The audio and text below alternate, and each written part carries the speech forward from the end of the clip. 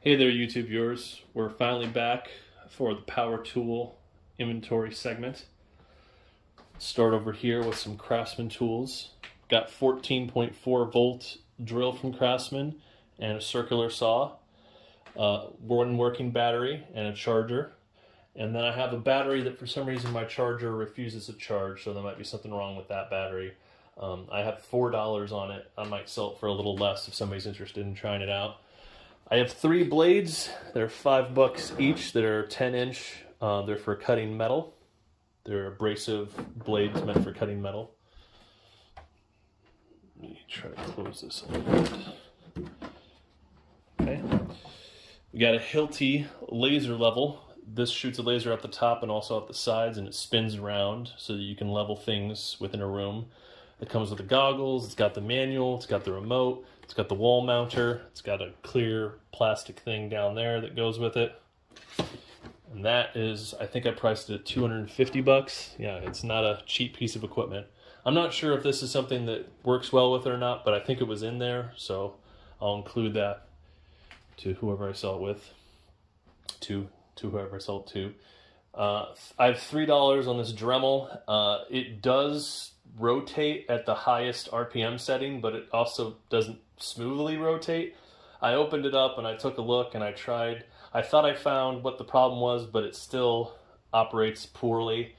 It does have like an angled, well, flexible neck so that you can work on something farther away from the Dremel. And it has some sandpaper heads, but it doesn't have any like shaft tools, so there's no shaft to go in it. So for the case and the Dremel that's not working well, I thought $3.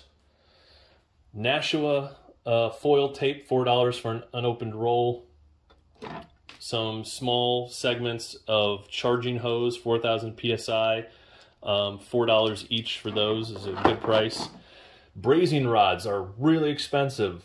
This is originally it was a pack of 28, but there's only 6 in there, and they go for $5 each, those brazing rods. They're 15% silver. $5 for a handy flux for low temperature brazing, some type of brush on stuff. Gunk industrial content cleaner, $5. Scotch Super 88 vinyl electrical tape. I thought I had a price on there. I think it's like $4 or something.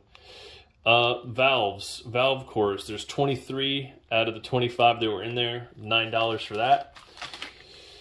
Combustible gas detector, $30. It does work. It includes everything that should be in the case. 2 packets of round brass cap with neoprene seals, $12 each, both unopened. $3 for this fitting. I couldn't really look it up, but I thought that's fair. $35 for a superheat, subcooling pressure and temperature gauge. $8 for a Just Better gauge. This gauge cluster I priced at $20. Alligator clamps, 50 cents for the good red one and 25 cents for the crappier yellow one. This gauge cluster I priced at $45, and it comes with this long hose is all attached to it. $4 for that, I already got over that. $12 for each of these 12-volt DeWalt batteries that are functioning. $8 for the Sears Craftsman 3/8 drill with the instruction manual. Unfortunately, it does not come with the high-speed drill bit set. That is lost to time, I guess. $15 for the Ryobi 18-volt circular saw, and it does work. I haven't priced the Wagner yet, actually. The Wagner Power Painter. It's a plug-in 2,400 PSI painter. Here's the end of the plug for it. This is a high-speed rigid drill that has, like, you know, the extra handle on it so you can feel like you're holding a machine gun. $25 for that, and I'll include the bag with it. The bag is barely big enough to contain it because of the way the power cord sticks out, but it does fit. $35 for this belt sander. It's of a weird brand, but it seems like a high quality item. The DeWalt nail gun, I'm actually going to keep. I would ask $100 for it if I wanted to sell it, but my dad told me that, you know, that's a good item to keep, so I'm going to keep that. A battery and the charger. This is the charger for it that I'll be keeping, and this is the better DeWalt battery that I'll keep.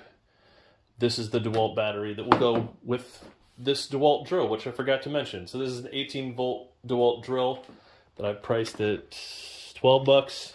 This is also 12 bucks. It's a 12-volt DeWalt drill, and this is just going to be sold for parts.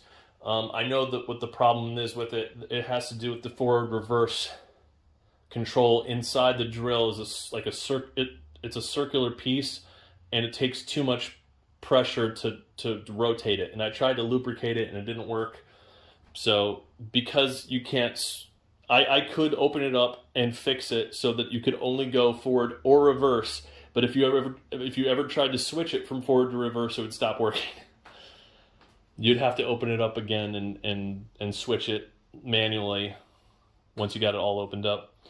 $20 for this nice Ryobi charger that has a bunch of different lights on it that tell you, if there's something wrong with your battery, and it's got a bunch of, and it charges more than 1 voltage of battery as well.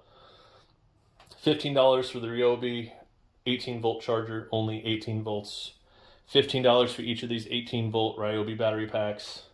I'm keeping that, that's right. This is a $12 DeWalt that I'm bundling with that DeWalt driver. These were with the gauges and the other welding stuff in a suitcase, so they're going to be pretty much $1 each. These are, this bit driver is like welded onto the tool. It can't be changed out. This is a weird tool that was also in that suitcase. I'm not sure what it's for.